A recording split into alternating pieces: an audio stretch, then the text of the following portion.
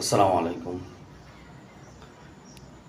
Petrol বা diesel এবং অকটেনের দাম 20 টাকা, 18 টাকা, 19 টাকা বাড়ায় দেওয়া হয়েছে। আবার ইদানিং আরও 5 টাকা করে বাড়ানো হয়েছে।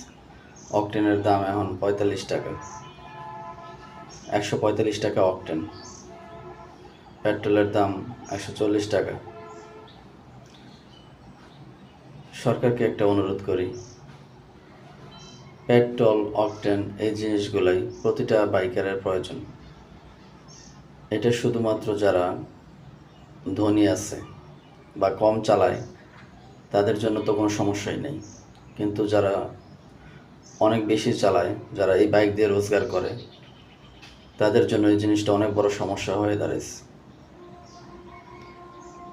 তাদের বাড়তি এই খরচটা বহন করা অনেক কষ্ট হইতেছে।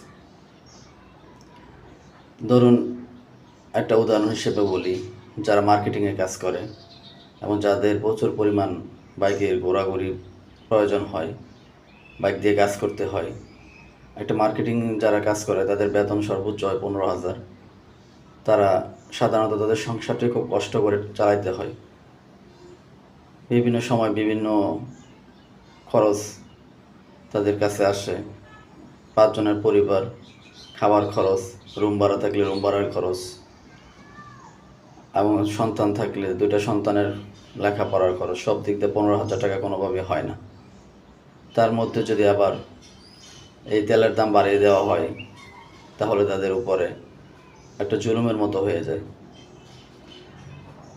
একটা বাইকার যারা মার্কেটিং কাজ করে তাদের সাধারণত 1500 থেকে 2000 কিলো চালায়। আর এই 1500 থেকে 2000 কিলো চালানোর জন্য